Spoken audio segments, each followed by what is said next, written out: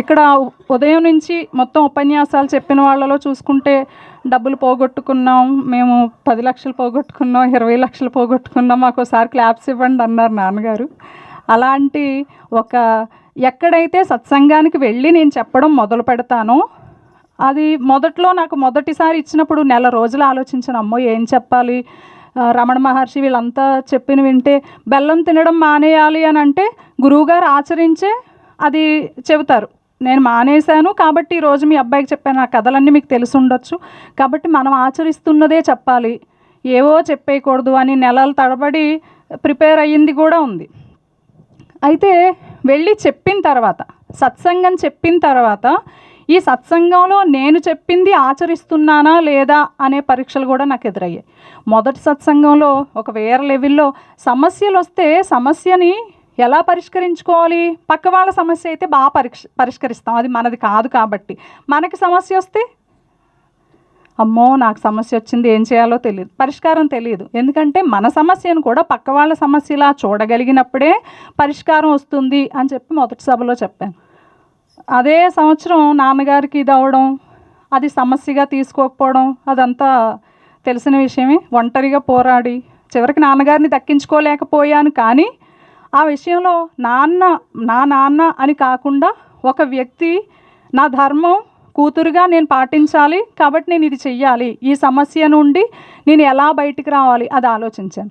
2వ సంవత్సరం వెళ్ళినప్పుడు ఈ ఆస్తి పాస్తి అన్ని స్థలాలు నవ్వుకుంటాయట, ఒరే చాలామంది వచ్చారు వెళ్ళిపోయారు, నువ్వు మాత్రం ఇంకా వెళ్ళిపోతావు, నేను మాత్రం ఇక్కడే ఉంటానని స్థలం నవ్వుకుంటుందంట, నాది నాది నాది అంటుంటే. ఇలా అన్నారు, ఇలా అంటారు కాబట్టి ఈ స్థలాలు డబ్బు వీటి మీద వ్యామోహం పెంచుకోకూడదు అని చెప్పాను. ఆ తర్వాత 74 లక్షలకు సంబంధించిన సమస్యను నాకు అంటగట్టి ఆ స్థలాలు, ఆ గొడవలు, ఈ గోళ్ళు అన్నీ నాకు ఇచ్చి నువ్వేం చేస్తావో చెయ్యి అని నాకు అప్పచెప్పి వెళ్ళారనమాట. ఈ విధంగా ఎక్కడ ఏది చెబుతుంటే అది మళ్ళీ తర్వాత నాకే వర్తిస్తుంది. కాబట్టి ఈసారి మీకు అందరికీ ధన్యవాదాలు చెప్పాలి, ముఖ్యంగా నాన్నగారికి వీళ్ళందరికీ. ఎందుకంటే సాయి నామస్మరణ అనేది ఇచ్చారు. అమ్మయ్య, ఇది ఎంత చెప్పుకున్నా దీనిలో మునిగిపోయినా తేలినా ఎంతైనా పర్వాలేదు కాబట్టి ఇది నాకు ఆనందాన్ని ఇస్తుంది. వేరే సమస్య ఏదైనా ఇచ్చారనుకోండి, లేనిపోయిన దాని గురించి ఇక్కడ చెప్తే మళ్ళీ నేను తర్వాత దాని వెనకాల తిరగాల్సి వచ్చేది. అయితే ఇక్కడ సాయి నామ మహిమ అనేది నాకు ఇచ్చిన అంశం. ఇప్పుడు టైం చూసుకుంటానండి. సాయి నామ మహిమ. నామం అంటే 2 నామాలు. నామం నామధారణం, నామస్మరణం. నామధారణ, నామస్మరణ, ఈ రెండింటిలో నామధారణ అనగానే మనకి ఊది అనేది దాని యొక్క ఆంతర్యం ఏమిటి అని మనం ఆలోచించినట్లయితే, మనస్సు అనేది ఒక అగ్నిగుండం అయితే, మన మనస్సు అనేది ఒక అగ్నిగుండం అయితే నామస్మరణ అనే నిప్పుని అక్కడ వెలిగించి కామ క్రోధ లోభ మద మాత్సర్యాలు అనేవి సమిదలుగా మార్చి ఆ సమిదల్లో వేస్తే వచ్చిన ఊది అదే ఐశ్వర్యం. కాబట్టి ఇక్కడ కూడా మనం నామధారణలో కూడా మనం సమిదగా ఏది వాడుతున్నాం, నామస్మరణని వాడుతున్నాం. కాబట్టి ఈ నామధారణ అనే దాంట్లో ఈ ఊది అనే దాంట్లో మనకి 33వ అధ్యాయంలో బాబాగారే చెప్తారు, ప్రపంచంలో కనిపించే వస్తువులన్నీ బూడిదవలే అశాశ్వతాలు, బ్రహ్మము నిత్యం, జగత్తు అశాశ్వతం, వచ్చిపోయేవే. ఉదయం నుంచి అందరూ చెప్తున్నారు శూన్యం గురించి, అశాశ్వతం గురించి, ఊది గురించి, ఐశ్వర్యం గురించి. ఇలాగా నామధారణ, నామాలు అనేవి 2 అనుకున్నాం కదా, నామధారణ నామస్మరణ. నామధారణ చేసుకోవాలి, నామస్మరణ చేయాలి, ఈ 2 బాబా చెప్పారు. కానీ మూడో దాని జాలుకు మాత్రం మనం అసలు వెళ్ళకూడదు. అదేంటి అంటే పక్కవాడికి పంగనామం పెట్టడం. ఇదొక్కటి మానేసి ఈ 2 పట్టుకుంటే చాలు. నామధారణ, నామస్మరణ. ఇక నామధారణ అనే విషయంలోకి వెళ్ళినట్టయితే సాయిబాబా గారి యొక్క నామం చూసుకుంటే ఓం శ్రీ సాయిరామ్, ఓం శ్రీ సాయిరామ్ అంటే మనం ఇప్పుడు సాయి బంధువులుగా, సాయి భక్తులుగా ఎక్కువ జపిస్తున్న, ఎప్పుడూ అదే శ్వాసిస్తున్న నామం ఓం శ్రీ సాయిరామ్. ఈ ఓం శ్రీ సాయిరామ్ అనే దానికి అర్థం ఏంటి అనేది నాకు తెలిసిన రీతిలో చెప్పే ప్రయత్నం అయితే నేను చేస్తాను. సర్వం కూడా, జగత్తంతా కూడా ఓంకార స్వరూపం. ఈ సృష్టి ఆరంభం అనేది మనకి ఓంకారంతోనే మొదలయ్యింది అనేది మనం మన ఉపనిషత్తులు, పురాణాలు ఇవన్నీ ఘోషించి వేదాలన్నీ చెబుతున్న విషయమే. ఓంకారం అనేది జగత్తు యొక్క ప్రారంభం. అలాగే ఇది త్రిమూర్తి స్వరూపం. ఓంకారం అనేది త్రిమూర్తి స్వరూపం. అలాగే అకార, ఉకార, మకారాలతో ఏర్పడింది ఓంకారం. ఇది హిందూ మతానికి కేంద్ర బిందువు. ఇది పరమాత్మకి శబ్ద ప్రతీక.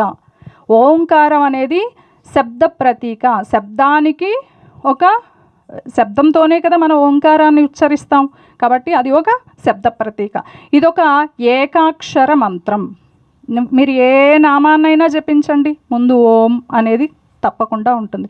ఓం అనేది ఒక్కటే మనం చేయాలి అని అంటే గురూపదేశం అవసరం. కానీ ఓంతో పాటు మనం ఏ నామాన్ని ఉచ్చరించినా దానికి ఏ ఉపదేశాలు అవసరం లేకుండానే మనం చక్కగా చేసుకోవచ్చు. ఓం యొక్క విశిష్టత అది. అలాగే అకారం జాగృతావస్థ అయితే, ఉకారం స్వప్నావస్థ, మకారం సుషుప్నావస్థ, ఓంకారం తుర్యావస్థ. వీటిని గ్రహించిన వారు ఎప్పుడైతే సరే, ఎప్పుడైనా ఈ నామాన్ని ఉచ్చరిస్తూ తనను తాను పరమాత్మలో ఏకం చేసుకోవడానికి ఈ ఓంకార శబ్దం అనేది మనం ధ్యానం చేసిన ఎక్కడికి వెళ్ళినా కూడా హిందూ మత ఇదిలో హిందువులుగా ఎక్కడికి వెళ్ళినా, ఏ గుడికి వెళ్ళినా, ధ్యాన ముద్రలో ఉన్న ధ్యానానికి వెళ్ళినప్పుడు కూడా ఓంకారాన్ని ఉచ్చరించండి మొదట అని ఓంకారంతో ఏదైనా మొదలవుతుంది. అలాగే ఓం తర్వాత సాయి. సాయి అనే నామం అసలు ముందుగా ఎవరు పిలిచారు? సాయి అని ఎవరన్నారు? మహల్సాపతి పిలిచారు. సాయి, స ప్లస్ ఆ ప్లస్ ఈ, సాయి కూడుకొనేది, కూడుకొను. భగవంతుని తత్వాన్ని తీసుకొని భగవంతునిగా వచ్చిన వారు సాయి. రండి సాయి అన్నారు. భగవత్ తత్వాన్ని తీసుకొని ఒక భగవంతుని అవతారంగా వచ్చారు మీరు, రండి ఓ భగవంతుడా రా అని చెప్పి ఆయన పిలిచిన ఇది. శుద్ధ చైతన్య భగవత్ తత్వంతో వచ్చిన ఓ బాబా, శుద్ధ చైతన్య భగవత్ తత్వంతో వచ్చిన ఓ సాయి రా అని చెప్పి వారు. అలాగే స అంటే మంచి, ఆయి అమ్మ. అమ్మ ఎప్పుడైనా అమ్మే. మనం తప్పు చేస్తున్నా అమ్మే, మనం ఏం చేస్తున్నా అమ్మే. మంచి చెప్పడంలో, చెడు చెప్పడంలో, మంచి చెడుల్ని మనకి చెప్పడంలోని, మనల్ని మంచి మార్గంలో పెట్టడంలోని అమ్మ స్థానాన్ని సృష్టిలో ఎవ్వరూ భర్తీ చేయలేరు. అలాంటి స ఆయి మంచి అమ్మ, అమ్మతనం కలిగిన భగవంతుడా సాయి. పైకి క్రిందికి ప్రక్కలకు వ్యాపించి ఉన్న కాంతి స్వరూపం సాయి. పైకి కిందికి ప్రక్కల కంటే సర్వం, సర్వం వ్యాపించి ఉన్న తత్వం సాయి.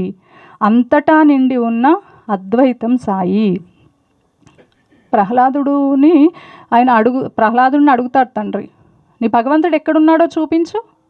ఎక్కడున్నాడు? ఏడు నాకు కనిపించడే. అంతా నిండి ఉన్నాడు నాన్నగారు. ఎక్కడ నిండి ఉన్నాడు? ఏది స్తంభంలో ఉన్నాడా? ఆయన చెప్తాడు, ఇందుగలడందు లేడను సందేహము వలదు, చక్రి సర్వోపగతుండు ఎందెందు వెదకి చూసిన అందందేగలడు దానవాగ్రణి వింటే అని చెప్పి తండ్రికి చెప్పడం జరుగుతుంది. కాబట్టి సృష్టి అంతా వ్యాపించి ఉన్న సాయినాథుడు ఓం సాయి. అలాగే శ్రీ, శ్రీ అనేది కూడా రామ్ అనేది ఇవి బీజాక్షరాలు. లక్ష్మీదేవి అనుగ్రహంతో శ్రీ అనే పదం మనకి లక్ష్మీదేవికి సూచనగా చెప్పుకునే ఒక బీజాక్షరం. ఇవన్నీ రామ్, ఓం, శ్రీ ఇవన్నీ విడివిడిగా పలికితే బీజాక్షరాలు కాబట్టి గురూపదేశం కావాలి. అలాగే మంత్రంతో కలిపి చదివితే ఓం శ్రీ సాయిరామ్. ఓం అన్నప్పుడు త్రిమూర్తి స్వరూపమైన ముగ్గురి యొక్క అనుగ్రహం, సాయి అన్నప్పుడు బాబాగారి అనుగ్రహం, శ్రీ అన్నప్పుడు అమ్మవారి అనుగ్రహం, రామ్ అన్నప్పుడు ఈ రామ్లో కూడా సాయికి ఇంకొకటి రామ అని అనడానికి వాల్మీకి మరా మరా మరా మరా అని చెప్పి గురువు ఉపదేశిస్తే తర్వాత రామ రామ అని శబ్దం వచ్చింది. అలాగే ఇక్కడ కూడా సాయిని మనం తిరగేసి చూస్తే ఈశా అంటే ఈశ్వరుడవి నీవే. సృష్టిలో ఉండే ఓంకారం ముందు చెబుతున్నప్పుడే అర్థమవుతుంది. రాముడైనా, కృష్ణుడైనా, విష్ణు అయినా, బ్రహ్మ అయినా, ఎవరైనా ఆ భగవంతుని రూపంగా వచ్చిన ఓ సాయి. ముందే చెప్పారు ఆయన మహల్సాపతి, శుద్ధ చైతన్య భగవత్ తత్వాన్ని తీసుకొచ్చిన ఓ సాయి అంటే భగవంతుడైన ఓ సాయి రావయ్యా అని. అంటే ఓం శ్రీ సాయిరామ్.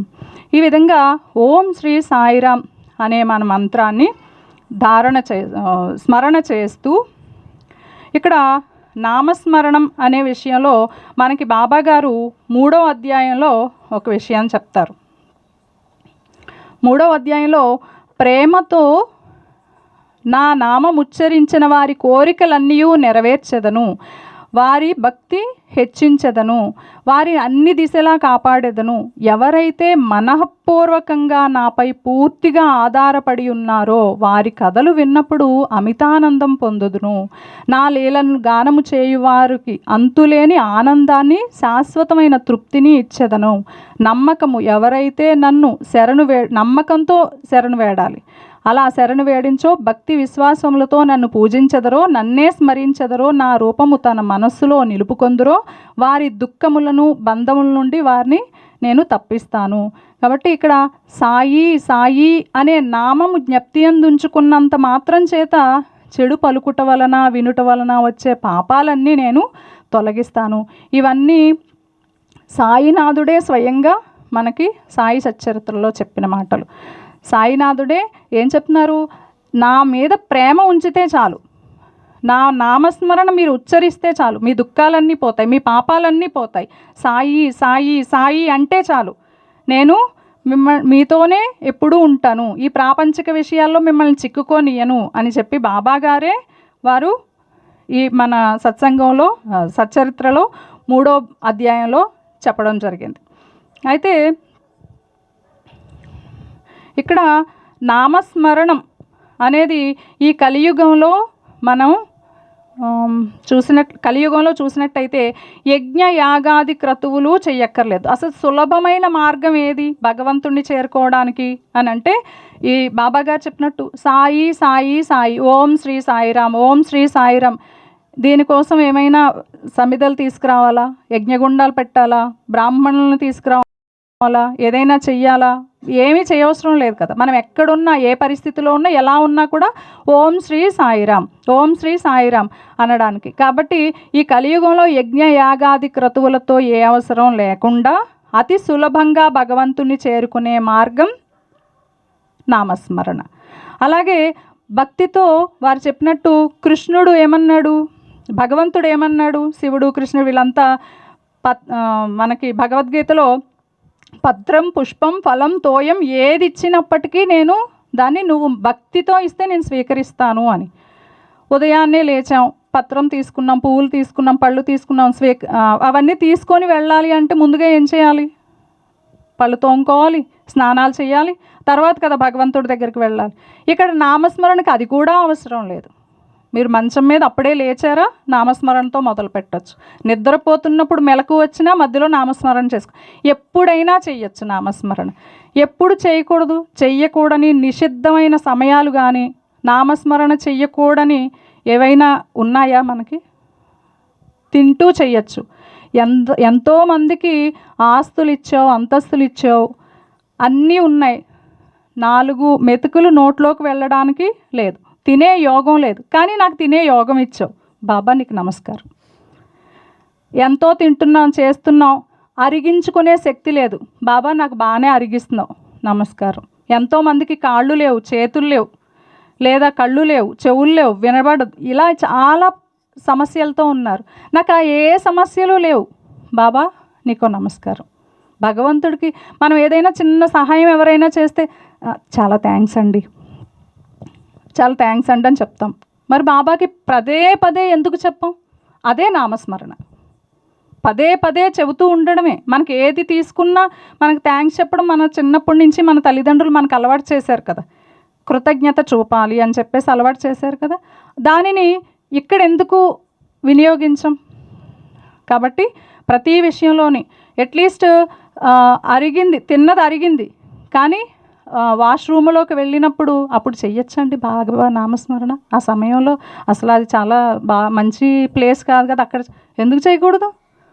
బాబా నాకు మంచి ఆరోగ్యాన్ని ఇచ్చావు, తిన్నవి బయటికి వెళ్ళే తత్వాన్ని కూడా మంచిగా ఇచ్చావు, ఆ విషయంలో కూడా ఎంతో మంది బాధపడి హాస్పిటల్ పాలైపోతున్నారు.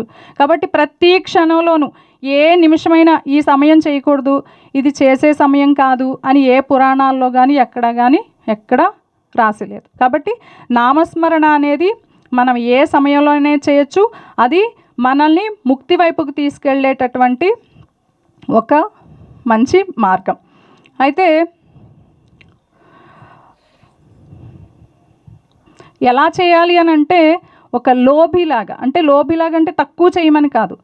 లోభి ఎప్పుడు కూడా అతడి ధ్యాస అంతా ఎక్కడుంటుంది? మన బాబా గారి పుస్తకంలో కూడా ఒక చోటు ఉంటుంది, చెప్పులు ఎక్కడో పెట్టి ఉంది కదా బాబా, అది ఆ చెప్పుల కోసం అని చెప్పేసి ఆలోచిస్తూ ఉంటాడు. అయ్యే అక్కడ పెట్టాను, చెప్పులు ఉన్నాయో పోయాయో అని చెప్పి భగవంతుడి కంటే కూడా మనం బయట పెట్టిన చెప్పులకో లేకపోతే ఎక్కడో ఇచ్చిన ధనానికో వీటి గురించి ఆలోచిస్తాం కదా.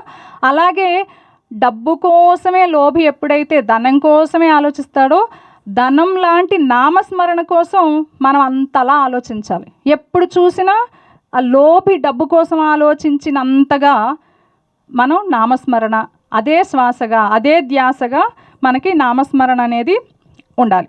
అయితే ఇక్కడ 4వ అధ్యాయంలో మనం చూసుకున్నట్టయితే సాయిబాబా వారు బాగా బాబాకు భగవన్నామ స్మరణయందు సంకీర్తనయందు మిక్కిలి ప్రీతి. ఆయనకి బాబా నామస్మరణ అంటే ఇష్టం, సంకీర్తన అంటే ఇష్టం. వారెప్పుడు అల్లా మాలిక్ అనగా అల్లాయే యజమాని, ఆ భగవంతుడే ఈ సృష్టికి యజమాని అని చెబుతూ ఉండేవారు. 7 రాత్రుళ్ళు భగవన్నామస్మరణ చేయిస్తూ ఉండేవారు. 7 రాత్రులు 7 పగలు. దీనినే నామసప్తాహం అంటారు. బాబా ఒకప్పుడు దాసగణు మహారాజును నామసప్తాహం చేయమని అడిగారు. నామసప్తాహం చేయి దాసగణు అని చెప్పి దాసగణుకు చెప్పినప్పుడు ఆయన ఏమడిగారట బాబా గారిని? సప్తాహం ముగిస్తా 7వ రోజు ముగినాడు 7 రోజులు నేను నామస్మరణ చేస్తాను. మనకు అందరికీ ఫస్ట్ నుంచి ఉన్నదే ఇది, నేను ఇది చేస్తాను, నాకేమిస్తావు? చిన్నపిల్లలు కూడా అమ్మ నేను ఓకే షాప్కి వెళ్తాను, నాకేమిస్తావు, నాకేం పెడతావు? ఇది మనకు ఫస్ట్ నుంచి ఉన్న అలవాటే. మొదటిలో అనుకుంటాను మరీనా, అందుకని అలా అడుగుంటారు.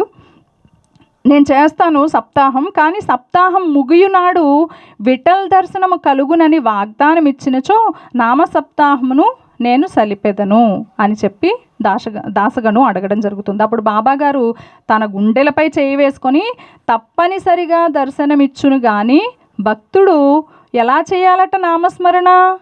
భక్తి ప్రేమలతో ఉండవలను. ఆ చేసే నామస్మరణ భక్తి ప్రేమలతో ఉండాలి. డాకూర్నాథ్ యొక్క డాకూర్ పట్టణము, విఠల్ యొక్క పండరీపురము, శ్రీకృష్ణుడి ద్వారకా పట్టణము, ఎక్కడెక్కడ ఉండేవాళ్ళంతా ఎక్కడున్నారట? ఇక్కడే, అనగా షిరిడీలోనే ఉన్నవి. అవన్నీ ఇక్కడే ఉన్నాయి. ఎవరును ద్వారకకు పోవలసిన అవసరము లేదు. విఠలుని కోసం నువ్వు ద్వారక వరకు వెళ్ళాల్సిన అవసరం లేదు. 7 రోజులు భక్తి శ్రద్ధలతో నువ్వు నామస్మరణ చేస్తే విఠలుడు ఇక్కడే ఉన్నాడు. భక్తుడు భక్తి ప్రేమలతో కీర్తించినప్పుడు విఠలుడు ఇక్కడే అవతరించును. ఎప్పుడైతే నువ్వు భక్తి శ్రద్ధలతో నామస్మరణ చేస్తావో ఆ విఠలుడు ఎక్కడో కాదు ఇక్కడ అవతరిస్తాడు అని చెబితే ఆయన నామసప్తాహం 7 రోజులు చేసిన తర్వాత విఠల దర్శనం అవుతుంది. విఠల దర్శనం అయిన తర్వాత బాబాగారు ఇలా అంటారన్నమాట, విఠల్ పాటిల్ వచ్చినాడా? విఠల్ వచ్చినాడా? నీవు చూసావా ఆయన్ని? నువ్వు వానిని చూసావా? వాడు మిక్కిలి పోరుబోతు, వానిని దృఢముగా పట్టుకొనుము, ఏమాత్రము అజాగ్రత్తగా ఉన్నను తప్పించుకొని పారిపోవును. ఎందుకు చెప్పారండి ఇది? అంటే 7 రోజులు నామసప్తాహం చేసేస్తే భగవంతుడు కనిపించేశాడు, ఇంక అయిపోయింది, అక్కడితో ఎన్నఫ్ అయిపోయిందా? 7 రోజులు ఎందుకు పెట్టారు? మన జీవితకాలంలో మనకున్న రోజులు ఎన్ని? 7. మనం పుట్టిన ఆది సోమ మంగళ బుధ గురు శుక్ర శని ఈ 7 రోజుల్లోనే పుట్టుంటాం. మనం చనిపోయేది ఈ 7 రోజుల్లోనే వస్తుంది. పెళ్ళైనా పేరెంట్ ఏదైనా ఈ 7 రోజుల్లోనే వస్తుంది కదా. కాబట్టి ఏ రోజు వదలకుండా ఆ 7 రోజులు రాత్రులు పగలు నామసప్తాహం చేస్తూ వెళ్తే ఈ 7 రోజుల సాధనలో ఎప్పుడూ నీకు నామం చేయడం అలవాటు అయిపోతే, ఎలా భక్తి ప్రేమలతో చేయడం అలవాటు అయిపోతే భగవంతుడు ఎప్పుడు నీ దగ్గరే ఉంటాడు, నీకు కనిపిస్తాడు. వదిలేసావా వాడు పోరుబోతు, దృఢంగా పట్టుకోలేదంటే ఏ మాత్రం అశ్రద్ధ చేసినా, మొన్న సప్తాహం చేశాను కదా అయిపోయింది, ఈ సంవత్సరంలో ఇంక నేను చెయ్యక్కర్లేదు, లేదంటే గురువుగారు ఇది 2-3 సంవత్సరాలకు సరిపోద్దా ఒక సప్తాహం చేస్తే, ఇందుకు కాదు సప్తాహం చేయడానికి గల కారణం 7 రోజులు రాత్రులు పగలు అంటే ఏ రోజుని ఏ క్షణాన్ని వదలకుండా చేసినట్టయితే భగవంతుడు అజాగ్రత్తగా వదిలేయొద్దు, అతను తప్పించుకొని పారిపోతాడు, కాబట్టి ఆయన ఎప్పుడూ ఖచ్చితంగా కనిపిస్తాడు అని చెప్పేసి మనకి ఇక్కడ చెప్తారు. ఎంత భక్తితో చెయ్యాలి అంటే, అలా భక్తితో చేసిన వాళ్ళు గతంలో ఎవరైనా ఉన్నారా? ఉంటే ఎవరు చేశారా? ప్రహ్లాదుడు గురువుగారు వస్తారు, వచ్చి ఏంటో ఎప్పుడు అబ్బాయి ఇలాగా హరినామస్మరణ చేస్తున్నాడు, మీరు ఏం చేస్తున్నారు ఈ హరినామస్మరణ చేస్తే? ఆ అబ్బాయికి నచ్చ చెప్పండి, అది చేస్తున్న సమయంలో బాబు అది చెయ్యకు అని చెప్పండి. ఏ సమయం అని చెప్పమంటారు? ఏ సమయం అని చెప్పాలి? హరినామస్మరణ ఎప్పుడు చెయ్యట్లేదని చెప్పాలి అబ్బాయి. పానీయంబులు ద్రావుచున్ గుడుచుచున్ భాసించుచున్ హాస లీలా నిద్రాదులు చేయుచున్ దిరువుచున్ లక్షించుచున్ సంతత శ్రీ నారాయణ పాద పద్మ యుగళీ చింతామృతాస్వాద సంధానుడై మరిచెన్ సురారి సుతుడే తద్విశ్వమున్ భూవరా. ఓ రాజా, నీ కుమారుడుకి ఈ సమయంలో నామస్మరణ చేస్తున్నాడంటే బాబు నాయన ఆపేయని నేను అనగలను. 6 గంటలకు మొదలు పెట్టారు ఇక్కడ సత్సంగం, 6 నుంచి 10 వరకు నిషిద్ధం అంటే ఆపేయండి అని నేను చెప్పచ్చు. ఆ అబ్బాయి ఎప్పుడని మానేస్తున్నాడు? అసలు వాష్రూమ్లోకి వెళ్ళినా చేస్తున్నాడు, తింటూ చేస్తున్నాడు. పానీయంబులు త్రావుచున్ మంచినీళ్ళు తాగుతూ, కుడుచుచున్ తినుచు, భాషించుచు మాట్లాడుచుచు, హాస నవ్వుచు, అలాగే లీలలు చేస్తూ నిద్రిస్తూ పడుకున్నప్పుడు, అలాగే తిరుగుచు ఎప్పుడు చూసినా ఇదే లక్ష్యంగా పెట్టుకున్నాడు. శ్రీ నారాయణ పాదపద్మ యుగళీ చింతామృత స్వాదుడై మరిచిపోయాడు. ఏం మరిచిపోయాడట? సురారిసుతుడు, ఓ రాక్షస రాజు అయినటువంటి మీ కుమారుడు సురారిసుతుడు ఏం మర్చిపోయాడంట? విశ్వాన్నే మర్చిపోయాడంట. విశ్వాన్ని మర్చిపోయేటంత చేస్తున్నాడు ఆయన. ఇంకా అప్పుడు ఆ గురువులు ఏం చెప్పగలరు? ఏ సమయంలో మాన్పించాలి? కాబట్టి ఆ విధంగా చెయ్యాలి అని చెప్పి. అలాగే గజేంద్ర మోక్షంలో మనం చూసుకున్నట్లయితే గజేంద్రుడు ప్రార్థించిన ప్రార్థనకి భగవంతుడు ఎలా వచ్చేస్తాడు? ఆయన నువ్వు తప్ప ఇంకా నాకు దిక్కు లేదు స్వామి, నువ్వు రా అని చెప్పి పిలవగానే సిరికించెప్పడు శంకుచక్ర యుగమున్ చేదో ఈ సంధింపడు. అతను భార్యకి చెప్పలేదు, మనం చెప్పకుండా వెళ్తే ఊరుకుంటారా? కృష్ణ గారు మీరైతే పక్కనే తీసుకొని వస్తున్నారు ఊరుకోరని చెప్పేసి. కాబట్టి సిరికించెప్పడు శంకుచక్రాలు ధరించలేదు, పరివారాన్ని తీసుకోలేదు, ఏమీ తీసుకోకుండా ఎందుకు వెళ్ళాడట? గజ ప్రాణావనోత్సాహి గజేంద్రుని కాపాడడం కోసం. అసలు స్వామి నువ్వు రావయ్యా అంటే మొత్తం మర్చిపోతాడట. అప్పటికి ఏం చేస్తున్నాడట స్వామి? చక్కగా చదరంగం ఆడుకుంటున్నారట భార్యాభర్తలు ఇద్దరును. ఆడుకుంటుంటే లక్ష్మీదేవి ఓడిపోయిందట. ఓడిపోతే ఆమె చీర చెంగు తీసుకొని చక్కగా ఇలా లక్ష్మీ ఓడిపోయావని చెప్పేసి వాళ్ళు ఏవో పరాచకాలు ఆడుకుంటారంట. అన్నీ మనకు చెబుతారా ఏంటి? పోతనికి చెప్పుంటారు, కొంతవరకు వారు రాశారు. కాబట్టి ఇలా చీర చెంగుకి చుట్టుకుంటూ ఉన్నప్పుడు గజేంద్రుడు పిలిచాడు. ఇంకంతే లేచి ఈ చీర కొంగు కూడా వదలలేదు, వెళ్ళిపోతున్నాడు ఆయన. ఎందుకు? భక్తుల్ని కాపాడడానికి. నామస్మరణ, స్వామిని స్మరించి పిలిస్తే, ఎలా పిలిస్తే? ఆర్తితో పిలిస్తే, భక్తితో పిలిస్తే, ప్రేమతో పిలిస్తే, అప్పుడు గజేంద్రుణ్ణి కాపాడడానికి ఈ స్వామి ఎలా అయితే వెళ్ళిపోతాడో ఆ విధంగా వచ్చేస్తాడట భగవంతుడు. చీర పట్టుకొని వెళ్ళిపోతున్నాడు, వెనక భార్య ఏం చేస్తుంది? నేను వెళ్తాను తప్పదు అని అంటే కృష్ణ గారు వెనక వారు వచ్చినట్టు, వీరు వెనక వారు వచ్చినట్టు వెళ్ళిపోతారు కదా. కానీ వెళ్ళాలంటే ఈవిడ రెడీ అవ్వాలిగా. చీర పట్టుకొని, పాత చీర కట్టుకున్నారు, మీరు పట్టుకొని వచ్చేస్తే ఊరుకుంటారా? ఊరుకోరు కదా. అరే ఏం చేయాలి? అడుగుదామా? ఎక్కడికి వెళ్తున్నారండి? ఏం పని మీద వెళ్తున్నారు? ఇంత అడవాడికి వెళ్తున్నారు? మన కారు ఉంది, వేసుకెళ్ళండి, మన స్టాఫ్ ఉన్నారు, తీసుకెళ్ళండి అని లక్ష్మీదేవి చెప్పడానికి, అడగడానికి కూడా లేదు అక్కడ. ఆయన ఏదో అడవడిగా వెళ్ళిపోతుంటే అడగలేం కదా. అడిగేదనని కడువడిజేను, అడిగిన తన మగడు నుడువడని నెడయడగన్. అడుగుదామంటే అడగచ్చు, కానీ భర్త చెబుతాడా అనే ఒక దడ. నెడయడగన్ వెడవెడ జడిముడి తడబడ నడుగిడు నడుగిడదు జడిమ నడుగిడు నెడలని. ఎంత బాగా రాశారండి పోతన పద్యం. అడుగుదామని వెళ్తే భర్త చెప్తాడా? చెప్పడు. చీర కొంగు జారిపోతుంది, ఇలా పట్టుకుంది ఆవిడ, కురులు ఊడిపోయాయి, ఈ తుమ్మెదలు ఈ కళ్ళుని చేపలు అనుకొని ఇవి తుమ్మెదలు ఇవన్నీ వచ్చేసి, పెదవులనేమో దొండపండ్లు అనుకొని ఇవి వచ్చేసి, అయ్యా ఆగండర్రా బాబు, మా ఆయన వెళ్ళిపోతున్నాడు, పారిపోతున్నాడు, ఆయన్ని అడుగుదామంటే కోపం, మీరేమో ఇక్కడ నన్ను ఇంత అందంగా రాశారు పోతన పద్యం. ఎందుకు వెళ్తున్నాడు ఇంతకీ ఈయన? గజేంద్రుడిని రక్షించడానికి వెళ్తున్నాడు. గజేంద్రుడు ఊరికనే పిలిచాడా? ఆర్తితో పిలిచాడు, ప్రేమతో పిలిచాడు. కాబట్టి ఈ నామస్మరణ అనేది ఆ గజేంద్రుడు ఆర్తితో పిలిచినంత బాగా, ప్రహ్లాదుడు ఎక్కడ చూసినా భగవంతుడే ఉన్నాడు అనేటంతలా, తాగుతున్నా, తింటున్నా, నిద్రపోతున్నా, నవ్వుతున్నా, మాట్లాడుకుంటున్నా, ఎక్కడున్నా సత్సంగం అంటే, సత్సంగంలో మాటలు మనకు కొన్ని ఎక్కుతాయి, అన్నీ ఎక్కుతాయి, కానీ కొన్ని ఇటు వెళ్ళిపోతాయి. అదే అలా కాకుండా, అక్క సాయంత్రం ఏం జరిగింది అనుకున్నావు అన్నాం అనుకోండి, ఒక్క మాట కూడా బయటకు వెళ్దు.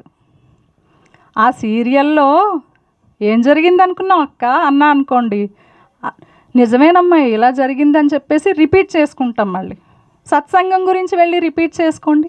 సత్సంగం గురించి మళ్ళీ మాట్లాడుకుందాం. కృష్ణ గారు ఏం ఆయన ఏదో చెప్తూ ఉంటారు, టీవీలో చూసినా వస్తుంది లేదు, దాందే ఉంది. కానీ ఆ పక్కనే సీరియల్ వచ్చింది చూసావు, ఎంత ఎంత బాగుంది. మొగుడికి 2 పెళ్ళాలు, అందులో పెళ్ళానికి 3 మొగుళ్ళు, ఎంత బాగుంటుందో కదా. ఏ సీరియల్లోనైనా ఒక్కరే భర్త ఒక్కరే భార్య ఉన్నారా అండి? అండ్ మీకు తెలిస్తే చెప్పండి. నేనైతే టీవీ చూడను, టీవీ లేదు మా ఇంట్లో కూడా, ఎప్పటి నుంచి అసలు టీవీయే వాడం మేము. కాబట్టి ఈ విధంగా కాదు, ఆ విధంగా కాదు, చక్కగా ప్రహ్లాదుడిలా భక్తి తత్వంతో వారిని సేవించాలి అని. తర్వాత మనం 24వ అధ్యాయం చూసినట్టయితే, 24వ అధ్యాయంలో బాబాగారి శనగల కథ. ఈ శనగల కథ అనేది పొద్దుట మనకి స్వామి చెప్పారు. శనగల కథని చక్కగా చెప్పారు. ఆ చెబుతున్నప్పుడు బాబా అన్నారు, ఎవరిని? అన్నా సాహెబ్, వీరికి తానొక్కడే తినే దుర్గుణం ఒకటి గలదు, ఈనాడు సంత రోజు శనగలు తినుచు ఇక్కడికి వచ్చాడు అని చెప్పేసి బాబాగారి అన్నా సాహెబ్ని అన్న విషయం మీకు తెలిసిందే. అన్నప్పుడు బాబా, నేను ఎప్పుడు ఒంటరిగా తిని ఎరుగను, అయితే ఈ దుర్గుణము నాపై ఎందుకు మోపుతున్నావు?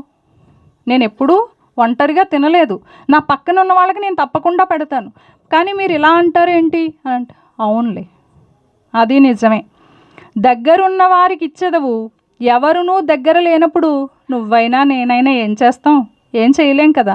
కానీ నీవు తినుటకు ముందు నన్ను స్మరింతువా? నేను ఎల్లప్పుడూ నీ చెంతనే, నీవేదైనా తినుటకు ముందు నాకు అర్పిస్తున్నావా? అసలు నన్ను స్మరిస్తున్నావా, నాకు అర్పిస్తున్నావా అని అడిగారు. ఇక్కడ వేటి గురించి చెప్పుంటారు బాబా? పక్కన ఎవరు లేకపోతే మనం పెట్టం, పక్కన ఎవరు లేకపోతే మనకున్న వస్తువును మనమే తినేస్తాం కదా. ఇక్కడ బాబా దేని గురించి చెబుతున్నారు? నిన్ననో ఇవాళ ఉదయం ఎవరో చెప్పారు, వండుతూ నామస్మరణ చేస్తే ప్రసాదం అవుతుంది, పంట పండించేటప్పుడు నామస్మరణ చేస్తే అది కూడా ప్రసాదమే అవుతుంది, ఏ పని చేస్తున్నా నామస్మరణ చేస్తే అందులో భగవంతుడనే ఒక ప్రసాదంగా, అది ఏదైనా కూడా ప్రసాదంగా మారిపోతుంది అని. ఇక్కడ నీ చేతిలో ఏదుందో అది పెడుతున్నప్పుడు నువ్వేమైనా స్మరిస్తున్నావా, నన్ను నాకు అర్పిస్తున్నావా అని. ఈ సంఘటన బాబా దేని గురించి చెప్పుంటారు?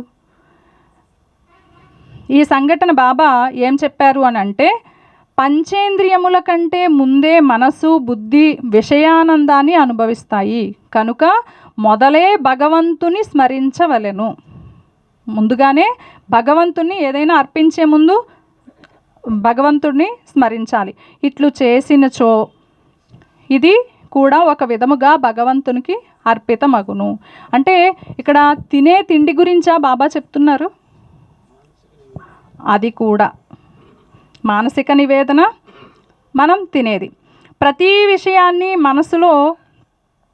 మనసులో మనకి ఒక ఆలోచన వచ్చింది. ఇప్పుడు మనకి ఆకలేస్తుంది. ఆకలేస్తే ఏం చేస్తాం? ఈ శరీరానికి ఏం పెట్టాలి?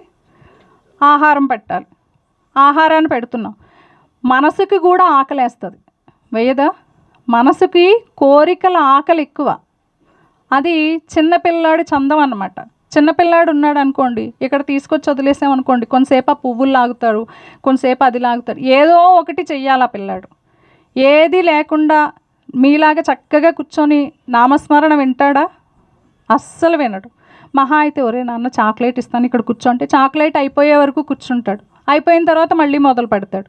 మళ్ళీ కొంతసేపు ఆగాక అక్కడ కాదు ఇక్కడ కూర్చోపెట్టామనుకోండి, ఏదో ఒకటి లాగుతూనే ఉంటాడు. వాడికి ఏదో ఒకటి కావాలి. మనసుకు కూడా ఏదో ఒకటి కావాలి. ఆ మనసుకు ఇచ్చే ఏదో ఒకటి ఏమివ్వాలి? నామస్మరణ ఇవ్వాలి. నామస్మరణ ఇచ్చేస్తే దాన్నే పట్టుకొని ఉంటుంది కదా మనసు. పిల్లాడు ఒక తాగేది మంచిది ఉండొచ్చు, చెడ్డది ఉండొచ్చు, ఏదైనా ఉండొచ్చు. ఏది మంచి ఏది చెడు వాడికి తెలుస్తుందా? ఎవరు చెప్పాలి? బుద్ధి చెప్పాలి. బుద్ధి అమ్మలా ప్రవర్తించాలి. బుద్ధి అమ్మ అయితే పిల్లాడు ఏది పట్టుకోవాలో, వాడు ఏది స్వీకరించాలో, ఏది తినాలో, ఏది తినకూడదో, ఏది తీసుకోవాలో, ఏది తీసుకోకూడదో బుద్ధి ఎప్పుడూ చెబుతూ ఉండాలి. మనసుని నియంత్రణ చేస్తూ ఉండాలి. ఇప్పుడు నాకు ఇక్కడ వెండి కుందలు ఉన్నాయి కదా, ఇవి ఒకవేళ పోతే నన్ను అనకండి, పట్టుకెళ్ళిపోవాలని ఉంది, తీసుకెళ్ళిపోవాలని ఉంది. సాయిదాస్ గారు ఇంత బాగా పిలిచారు, అమ్మ పిలిచారు, ఇలాంటి కుందలు మా ఇంట్లో లేవు, ఇమ్మంటే ఇస్తారో లేదో అని చెప్పి పట్టుకెళ్ళిపోవాలి అన్నప్పుడు, బాబా వెండి కుందలు పట్టుకెళ్ళిపోతా అనగలనా? పట్టుకెళ్ళిపోమని చెప్తారా బాబా? అంటే నాలో వచ్చిన ఒక దుర్బుద్ధిని బాబాకి చెప్పాలనుకున్నాను. అంటే ప్రతీదీ ఆ నామస్మరణ చేస్తూ ఉన్నప్పుడు మనలోనే నిక్షిప్తంగా ఉన్న ఒక బాబా లేదా ఒక రాముడు, ఒక కృష్ణుడు మనలో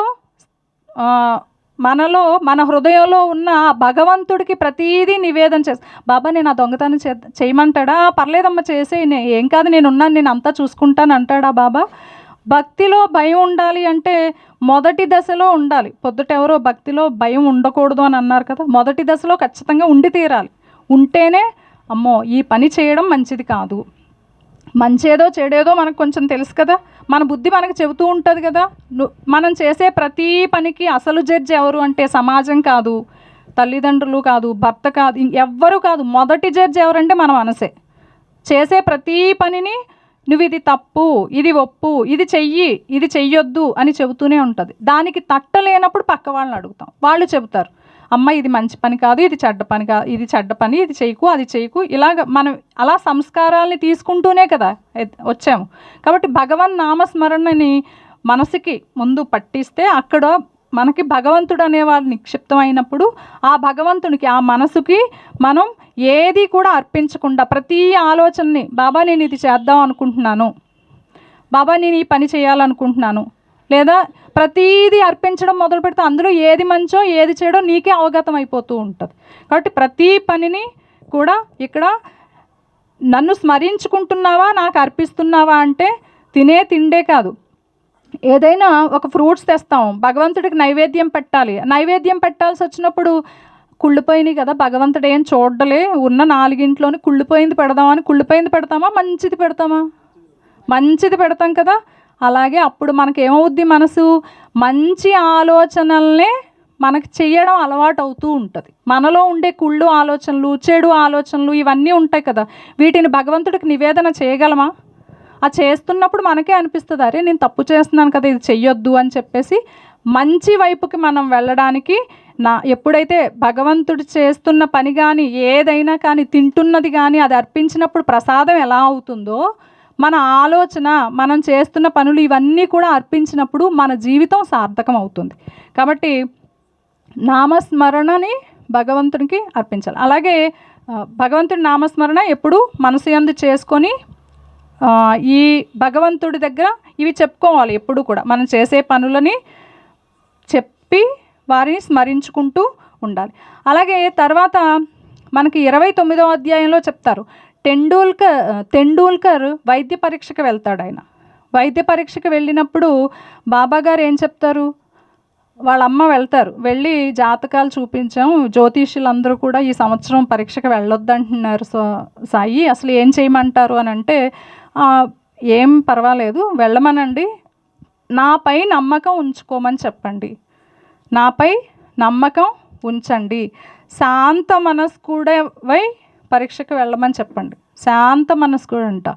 రాత్రి వచ్చిన తర్వాత పొద్దుడు 9:30కు ఉపన్యాసం ఉంది, ఎలా చెప్పాలో ఏంటో అసలు ప్రిపేర్ అవ్వలేదు, 2-3 రోజుల నుంచి ఇంట్లో చాలా అవుదాం అనుకున్నాను కానీ అవ్వలేదు ఎలా అని రాత్రి టెన్షన్ పడి, ఏంటి ఇక్కడ చెప్పే నా తల్లిదండ్రులు, నా అక్క చెల్లెళ్ళు, అలాగే అన్న వదినలు, అందరం మనం సాయి కుటుంబమే కదా, నా కుటుంబం దగ్గర నేను ఒక 40 నిమిషాలు మాట్లాడడానికి రాత్రి ఆలోచించాను.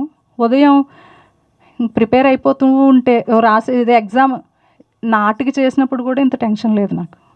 నాటికలో ప్రైజులు వస్తాయి, నాటిక చేస్తే ప్రైజులు వస్తాయి మాకు. ఇక్కడ ప్రైజ్ ఏమన్నా ఇస్తారా? ఎవరంట. పొద్దుట ఆయన ఎవరికో మార్కులు వేశారు, పోనీ ఏమన్నా రిజల్ట్ ఇస్తారా? 4 రోజుల తర్వాత రిజల్ట్ ఏమన్నా వస్తుందో సార్? రేపు రిజల్ట్ అంటండి. ఫస్ట్ మా అన్నగారే, ఆయనకి ఫస్ట్, ఆయన ఎప్పుడు ఫస్టే. మాది కొంచెం 35 అయినా వెయ్యండి సాయిరాం. కాబట్టి రిజల్ట్ అనేది ఎక్కడైనా ఉంటుంది. ఇక్కడ అది మాకు ఇక్కడ బహుమతులు ఏమీ ఇవ్వరు. పైగా పొద్దుడు చెబుతానన్న ఇది నటించి నీకు అలవాటు అయిపోయిందమ్మా, లైట్లు ఉంటేనే నువ్వు చెప్పగలవేమో, నాటకం వేసే టయానికి ఇస్తానని చెప్పి 7 గంటలకు ఇచ్చారు స్టేజ్. మాకు సాయంత్రమే ఉంటుంది నాటిక ఎప్పుడు, కాబట్టి ఆ టైమే ఇచ్చారనమాట. ఆ నాటికలో 15 ప్రదర్శనలో 15 నాటికలు వస్తే 15లో మనం చేస్తే 15 వస్తే 15లో చాలామంది స్త్రీలు ఉంటే ఆ స్త్రీలలో మనం చేస్తే మన నటన నచ్చితే ఉత్తమ నటిస్తారు. అలాంటివి బాబాగారు దయ్యాది 22 తెచ్చుకున్నాను. కాకపోతే ఇక్కడ ఏమీ రాదు, కానీ టెన్షన్, అమ్మో చెప్పాలా. దానికి తోడేమో కృష్ణ గారు లాంటి వాళ్ళు, మధుసాయి గారు లాంటి వాళ్ళు దులిపేశారు, మొత్తం స్టేజ్ని తుడిచేసి దులిపేశారు. ఇంకేంటి చేయాలి? అలాంటిది వైద్య పరీక్షకు వెళ్తూ శాంత మనస్కుడై ఉండాలట. ఆయన ఉంటాడండి, ఎగ్జామ్కి వెళ్తే శాంత మనస్కుడై ఉండాలి, నాపై నమ్మకం ఉంచాలి. ఇదొక కథ అయితే 31వ అధ్యాయంలో అంత్యదశలో ఎలా ఉండాలో చెప్తాడు ఆయన. చివరి దశలో 31వ అధ్యాయంలో ఎవరైతే అంత్యదశయందు నన్ను జ్ఞప్తియందు ఉంచుకొందురో వారు నన్ను చేరెదరు. ఎవరైతే ఏదో వేరే దానిని ఆలోచిస్తారో, అంటే చివరి దశలో ఏది ఆలోచిస్తామో దాని అందే మనసు లగ్నమై ఉంటుంది. చివరి దశలో నన్ను ఎవరు స్మరిస్తారో నాలో మిమ్మల్ని ఐక్యం చేసేసుకుంటాను అని చెప్తారు భగవంతుడు. చివరి దశలో మీరు భగవన్ నామస్మరణ చెయ్యండి, నాలో మీరు ఐక్యమైపోతారు అంట. ఎంత ఈజీ కదండి. ఓం శ్రీ సాయిరామ్, ఓం శ్రీ కృష్ణ, అమ్మయ్య అయిపోయింది, ఇన్ని పాపాలు చేసేసాను, అయిపోయింది, ఏదో అయిపోయింది, నీలో కలిసిపోవాలి అంతే కదా, ఇప్పుడు చచ్చిపోతున్నాను నేను, ఓం శ్రీ సాయిరామ్ అయిపోద్దా? భలే ఉంది కదా, చాలా ఈజీ కదా, చేసేస్తామా?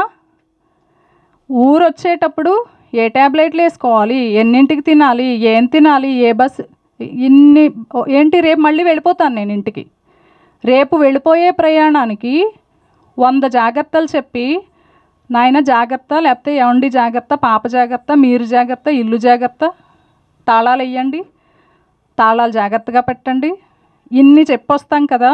చివరి క్షణంలో వెళ్ళిపోతున్నారన్న విషయమే తెలియదు. ఒకవేళ తెలిసిందే అనుకుందాం, మన కర్మ బాగోక ఏ మంచాన్నో పడి తెలిసింది మనం చనిపోతున్నామని తెలిసింది, అప్పుడు బాబా నామస్మరణం, భగవంతుడి నామస్మరణం చేసేస్తామా? ఒరే నాయన, అక్కడి నుంచి మనకు రావాల్సింది 5 లక్షలు ఉంది, ఎక్కడో 10 లక్షలు ఉంది, నేనేమో అక్కడ డబ్బు దాచాను, మీరు కొట్టుకు చావకండి, ఇలా ఉండండి అలా ఉండండి, తెలీదా వాళ్ళకి? ఈయన పోతే వాళ్ళు చేసేది వాళ్ళకి తెలుసు. మనం అనుకుంటాం అన్నమాట, అబ్బాయి నేను వెళ్ళిపోతే వీళ్ళు ఎలా బ్రతుకుతారో అని. ఎవ్వరు లేకపోయినా సృష్టి ఆగిపోదు, ఎవ్వరు లేకపోయినా పనులు జరిగిపోతూనే ఉంటాయి, మన మన భ్రమ అంతా. అలాంటిది చివరి క్షణంలోనంట నామస్మరణ చేసుకోవాలరా అబ్బాయి, మీరు ఏమన్నా డిస్టర్బ్ చేయకండి అంటాడు ఆయన. అంటారా? బోలేడు చెప్తారు, ఏమేమో నాకు బ్రతకాలని ఉంది, ఇంకా నీతో గడపాలని ఉంది, ఇంకా నీతో ఉండాలని ఉంది, మన పిల్లలతో ఉండాలని ఉంది, మనవల్ని ఎత్తుకోవాలని ఉంది, ఆ పిల్లల్ని ఎత్తుకోవాలని, వాళ్ళ పిల్లల్ని ఎత్తుకోవాలని ఉంది, పెళ్ళిళ్ళు చేయాలని ఉంది, పేరెంటాలు ఇన్ని చెప్తారు. అప్పుడు నామస్మరణ చెయ్యాలి అంటే ఏం చేయాలి? సాధనతోనే సాధ్యం అవుతుంది. ఏం సాధన చేయాలి? ఆ నామస్మరణ రుచిని మనసుకి బాగా పట్టించాలి. పట్టిస్తేనే ఆ చివరి క్షణంలో ఒరే నాయన మీ జీవితాలు మీరు బ్రతకండి, నన్ను కొంతసేపు ప్రశాంతంగా వదిలేయండి, ఈ చివరి క్షణంలోనైనా వదలండి నన్ను. అసలు భగవంతుడు ముందే గుర్తు చేస్తూ ఉంటాడు. భర్త చనిపోయిన స్త్రీలు, భార్య పోయిన పురుషులు, లేకపోతే ఒక ఒంటరితనం వచ్చేసింది, నాకు జీవితంలో ఒంటరితనం వచ్చేసిందే, నాకు బాధలు కాదు, ఒంటరిగా నిన్ను భగవంతుడు వదిలాడు అంటే నీ కోసం నువ్వు చెయ్యాల్సిన పని వచ్చింది. ఇప్పుడు నీ కోసం నువ్వు ఆలోచించు, భగవంతునితో దగ్గర అవడానికి ప్రయత్నించు అనే సమయం వచ్చింది, అది ఆలోచించుకో అని చెప్పి. భావబంధాల్లో చిక్కుకుపోకుండా నేను అన్నీ విడదీసేశాను, ఇప్పుడు నీ గురించి నువ్వు ఆలోచించి భగవంతుని వైపు దృష్టి మళ్ళించు అని చెప్పడానికి అవన్నీ వస్తూ ఉంటాయి. అవన్నీ వదిలేసి ఒరే ఇదా చేయండి, ఈ ముసలాయనకి ముసలమ్మకి చాదస్తాలు ఎక్కువైపోయి తినేస్తున్నారు మమ్మల్ని అంటారు. అది తినేయడమా? అవన్నీ వీళ్ళకి అవసరమా? ఇదన్నీ జరగాలి అంటే, చివరి క్షణంలో రావాలి అంటే నామస్మరణ మనసుకు ఆ రుచిని పట్టించాలి ఫస్ట్. పలానా పిస్తా హౌస్లోనో ఇంకో చోట బిర్యానీ చాలా బాగుంటుందండి, అసలు అద్భుతంగా ఉంటుంది హైదరాబాద్ బిర్యానీ అంటే. ఎందుకు తెలుసు నీకు హైదరాబాద్ బిర్యానీ బాగుంటుంది? ఒకసారి వెళ్ళి తిన్నావు, రుచి నచ్చింది కాబట్టి అది బాగుంది, 1000 అయినా బాగుంది, ఎంతైనా బాగుంది. కాకినాడ కాజా అద్భుతం అండి, అసలు తేనె ఊరుతూ ఉంటుంది, చాలా బాగుంటుంది. ఎందుకు వచ్చింది? నాలికకి రుచిని చూపించవు, మనసుకి రుచిని చూపించు, నామం యొక్క రుచిని మనసుకి చూపించు, చివరిలో మనకి ఖచ్చితంగా నామస్మరణే చేస్తుంది మనసు. ఎంత తేలికైన ఇది ఇచ్చాడు బాబా. ఆ తేలికైన ఇదిలోనే ఎప్పటి నుంచి సాధన చేయాలట? నాటిక చేయాలంటే స్టేజ్ ఎక్కేసి చేసేస్తానండి, ఓకే అండి అని కథ చెప్పారు, ఏదో అల్లేస్తాను, అవ్వదు. ఒకసారి నటన చేయాలి అంటే 1 నెల రోజులు సాధన కావాలి. ఆ సాధన చేస్తేనే ఇక్కడ గెలవగలం, ఆ సాధన లేకపోతే అవ్వదు కదా. అలాగే మనసుకి ఆ నామస్మరణ యొక్క రుచి చూపించి, ఆ రుచిని బాగా మరిగిస్తే, దానికి అలవాటు చేస్తే, అది ఒక వ్యసనంగా మారిపోతే, అప్పుడు చివరి క్షణంలో భగవన్ నామస్మరణ అనేది ఖచ్చితంగా చేస్తారు, ముక్తిని పొందుతారు. ఈ నామస్మరణ చేస్తున్నప్పుడే నువ్వు పుటంలో కాలిన బంగారంలో మారిపోతూ ఉంటావు, అప్పటి వరకు అవసరం లేదు. నామస్మరణ చేస్తూనే నువ్వు మంచి వజ్రంగా తయారైపోతూ ఉంటావు, ఖచ్చితంగా అప్పుడు నామస్మరణే వస్తుంది. కాబట్టి ఆ విధంగా ఈ శాంత మనసుతో వెళ్ళమన్న తెండూల్కర్కి కానీ అంత్యదశలోనే నేను చూసుకుంటాను, మీకు ఎందుకు ఒక మాట చెప్పండి చాలు అని చెప్పారు అని అంటే కారణం సాధన చెయ్యండి చెప్పడం విషయం. అలాగే షిరిడీకి వచ్చిన విజయానంద్ గారితో ఆయన వెళ్ళిపోతాను అని అన్నప్పుడు అనుకుంటా, ఆయన చివరి దశకు వచ్చేసారు అని తెలిసి, బాబాకి తెలిసి రామ విజయము అనే దానిని ఆయనతో పారాయణ చేయిస్తారు. అలాగే భాగవత పారాయణ కూడా 3 సార్లు చేయమని చెబితే వారు 2 సార్లు చేసిన తర్వాత అలసిపోతారు, ఆయన షిరిడీలోనే ప్రాణాలు వదలడం జరుగుతుంది.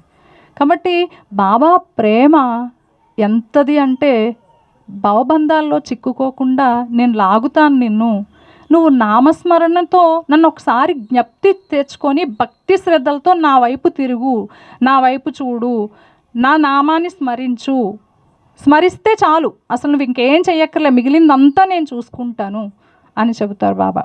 అలాగే ఇక్కడ అమృత తుల్యమైన వాక్కులు బాబాగారు 44వ అధ్యాయంలో మనకు చెప్పడం జరిగింది. ఈ అమృత తుల్యమైన వాక్కులు ఏంటి అంటే, నా నామమునే ఎల్లప్పుడూ జపించుచుండుము. ఎవరైతే శరణాగతి అవుతారో, సర్వస్య శరణాగతి చేసి నన్నే ధ్యానింతురో వారికి నేను రుణపడి ఉంటానన్నారు. ఆయన రుణపడి ఉంటారట. ఎప్పుడు? ఆయనకి 1,00,000 రూపాయలు ఇస్తే రుణపడి ఉండడము, లేకపోతే ఆయనకు భోజనం పెట్టే ఆవిడ నాకు మొన్న భోజనం పెట్టారు కాబట్టి ఆవిడకి రుణపడి ఉన్న, ఇది కాదు. నా నామాన్ని ఎల్లప్పుడూ జపిస్తూ ఎవరైతే సర్వస్య శరణాగతి చేసి నువ్వు తప్ప ఇంకెవరూ లేరు అని చెప్పి గజేంద్ర మోక్షంలో గజేంద్రుడు స్వామిని ఎలా అయితే నువ్వు తప్ప అని అన్నారో ఆ విధంగా ఇక్కడ సర్వం బాబా, నువ్వు తప్ప నాకు ఇంకేదీ లేదు, నువ్వే మొత్తం నాకు అని చెప్పి, లేదు బాబా కాదు రాముడు కాదు కృష్ణుడు, ఏదైనా కానివ్వండి. పిల్లాడికి ఆడుకోవడానికి ఆట వస్తువు ఇస్తుంది అమ్మ, కాదు కొంతసేపు ఉన్న తర్వాత దాన్ని పడేస్తాడు, వస్తువు మారుస్తుంది, వాడి ఆట ఒకటే. కాబట్టి నామం మారొచ్చేమో కానీ నామస్మరణకు ఉండే ఆ శక్తి మాత్రం మారదు. కాబట్టి ఆ విధంగా నామాన్ని ఎవరైతే జపిస్తారో ఎప్పుడు, ఎల్లప్పుడూ వారికి శరణాగతి అయిపోతారు, సర్వం నువ్వే బాబా అని అంటారో, వారు నన్నే ధ్యానిస్తారో అలాంటి వాళ్ళకి నేను రుణగ్రస్తుడై ఉండిపోతాను, నేను రుణస్థుడను, వారికి మోక్షమునిచ్చి వారి రుణము తీర్చుకునేదను, వారికి నేను మోక్షాన్ని ఇస్తాను అని చెప్పి, ఇవన్నీ మనకి సద్గ్రంథంలో బాబాగారు స్వయంగా చెప్పిన మాటలు. బాబాగారు నామస్మరణ ఇప్పుడు నేను చెప్పిన అన్ని మాటలు కూడా బాబాగారు చెప్పినవే చెప్తున్నాను.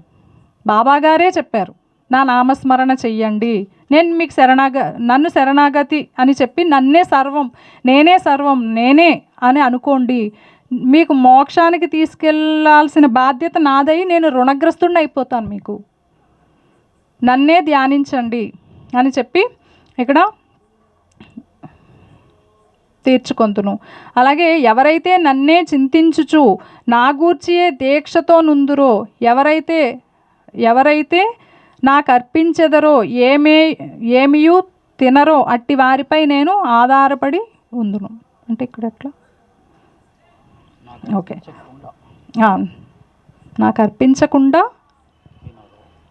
ఓకే, ఎవరైతే ఇందాక మనం చెప్పుకున్నది, ఎవరైతే నాకు అర్పించకుండా తినరో, దేనినైనా ఆలోచనలైనా తినేదైనా ఏదైనా కానీ అర్పించకుండా తినరో, నాకే అన్నీ సమర్పిస్తారో, నన్నే ధ్యానిస్తారో, నా ధ్యాసలోనే ఉంటారో, నా నామమే శ్వాసిస్తారో, అలాంటి వాళ్ళకి మోక్షం ఇవ్వకుండా నేను ఉండలేను అని చెప్పి బాబా చెబుతారు ఇక్కడ.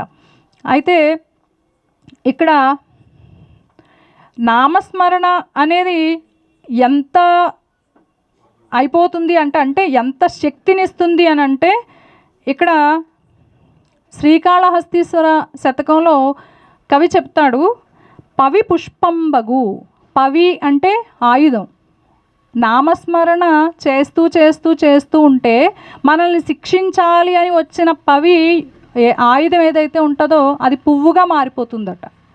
పవి పుష్పంబగు అగ్ని మంచగు, అగ్ని గుణం ఏంటి, కాల్చడం, అది మంచుగా మారిపోతుందంట. బాబాగారు కూడా నీటిని ఉపయోగించే కదా దీపాలు వెలిగించారు.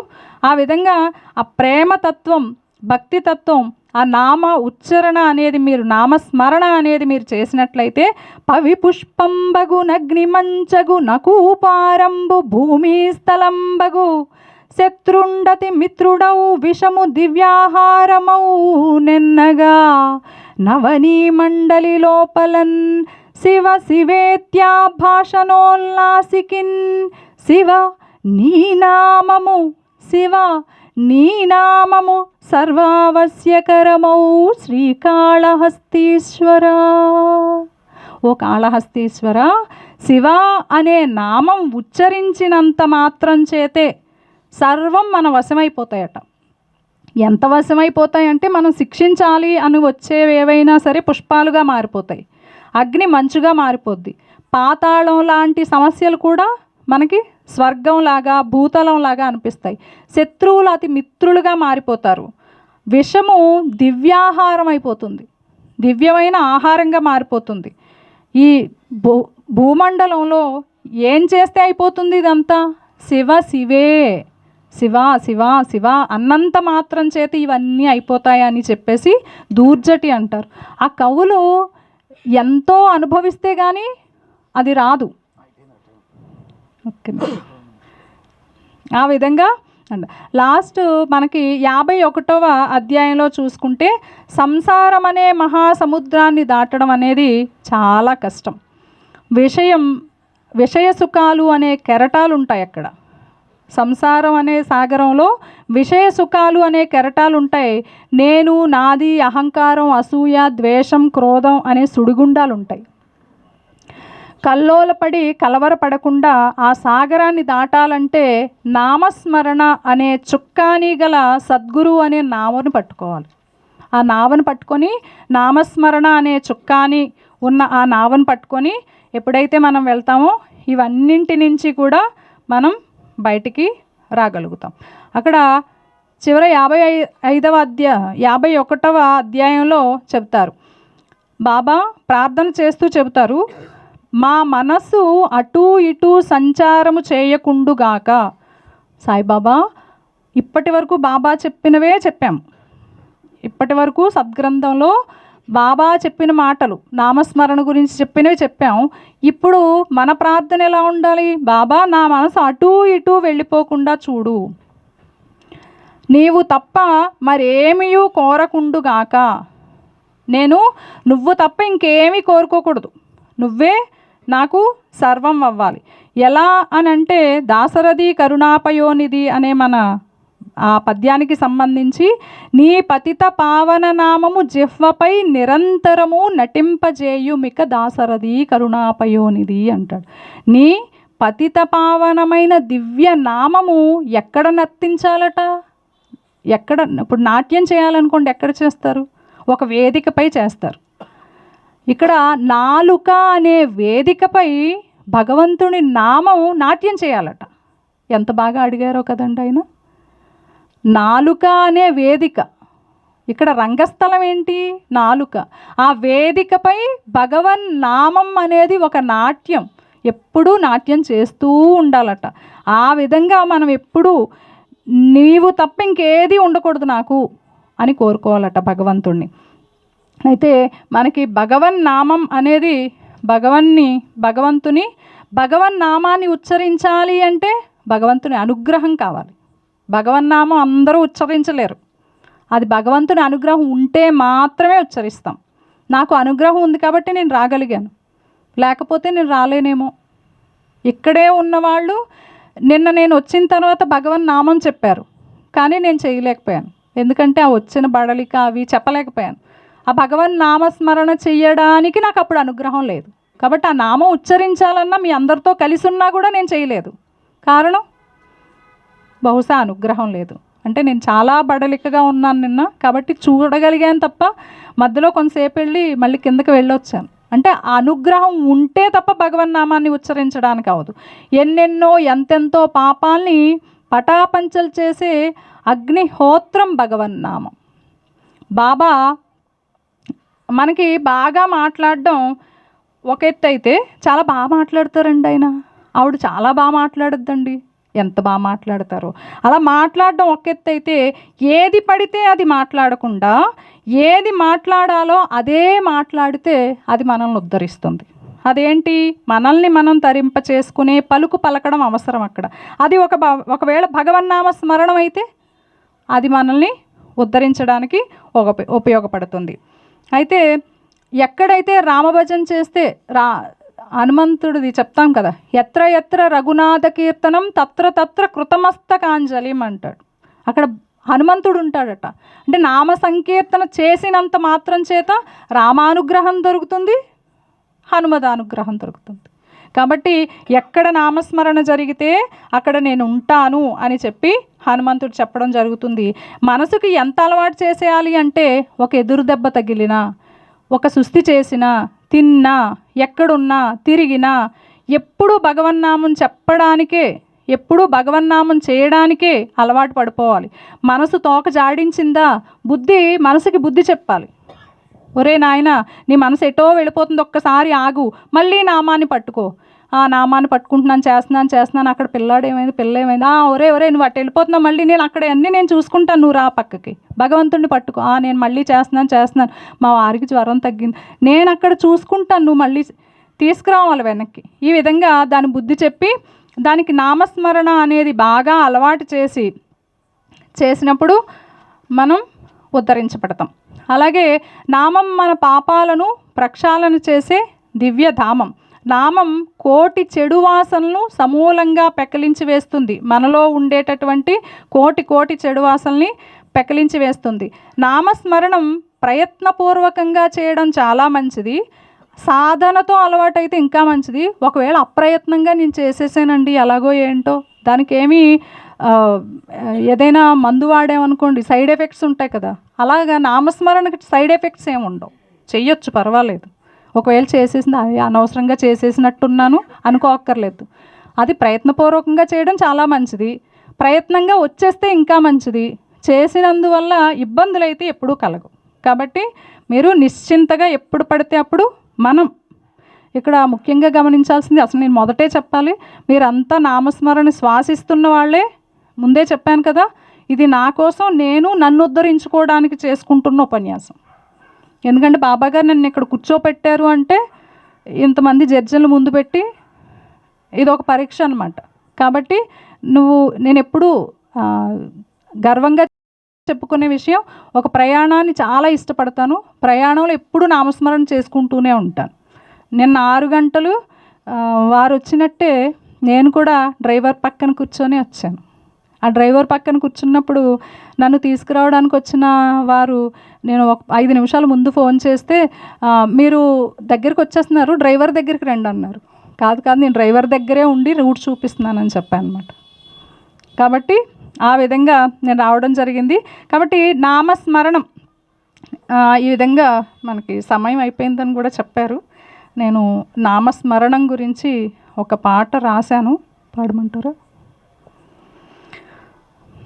అలాగే ఈ నామస్మరణలో కొందరు కవులు తిడుతూ కూడా ఆయన్ని స్మరించుకున్నారు. ఎవడబ్బ సొమ్మని కులుకుతూ తిరిగేవు రామచంద్ర అని. అసలు ఎవరబ్బ సొమ్మని అది ప్రేమ. తిడుతూ కూడా నామాన్ని స్మరించిన వాళ్ళు ఉన్నారు, తరించిన వాళ్ళు ఉన్నారు ఇక్కడ. అలాగే ఆ నామస్మరణ నా నాలిక అనే వేదికపై ఆ దాశరథి కరుణాపయోధి నిధిలో చెప్పినట్లుగా నర్తించాలని, నేను ఎప్పుడూ అలా చేసి అలసిపోయి సొలసిపోయి ఆ నామస్మరణలోనే నా జీవితం చాలించాలని ఆ భగవంతుని కోరుకుంటూ వచ్చిన పాట. సాయిరామ్ సాయిరామ్ సాయి సాయిరామ్ సాయిరామ్ సాయిరామ్ సాయి సాయిరామ్ సాయిరామ్ సాయిరామ్ సాయి సాయిరామ్. సాయి నామస్మరణము చేయవే మనసా, సాయి నామస్మరణము చేయవే మనసా, సాయి అంటే బాధలు చెల్లిపోవు తెలుసా, సాయి అంటే బాధలు చెల్లిపోవు తెలుసా. సాయిరామ్ సాయిరామ్ సాయి సాయిరామ్. సాయి నామస్మరణమే చిత్తశుద్ధికి చిరునామా, సాయి నామస్మరణమే చిత్తశుద్ధికి చిరునామా, సాయి నామస్మరణమే సద్బుద్ధికి వీలునామా, సాయి నామస్మరణమే సద్బుద్ధికి వీలునామా. సాయిరామ్ సాయిరామ్ సాయి సాయిరామ్. పాప ప్రక్షాళన చేయును సాయి దివ్యనామం, పాప ప్రక్షాళన చేయును సాయి దివ్యధామం, కష్టాలను పాలద్రోలును సాయి దివ్యనామం, కష్టాలను పారద్రోలును సాయి దివ్యనామం. సాయిరామ్ సాయిరామ్ సాయి సాయిరామ్ సాయిరామ్ సాయిరామ్ సాయి సాయిరామ్. ఆలు బిడ్డలంటావు ఆస్తి పాస్తులంటావయా, ఆలు బిడ్డలంటావు ఆస్తి పాస్తులంటావయా, బంధాలలో చిక్కుకోకు అది అంత ఉత్తమాయ, బంధాలలో చిక్కుకోకు అది అంత ఉత్తమాయ.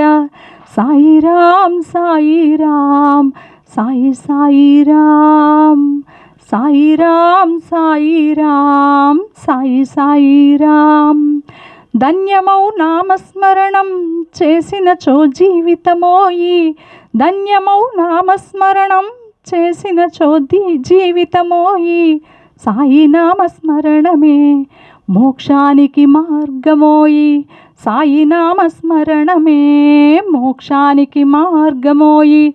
సాయిరాం సాయిరాం సాయి సాయిరాం, సాయిరాం సాయిరాం సాయి సాయిరాం. సాయిరాం.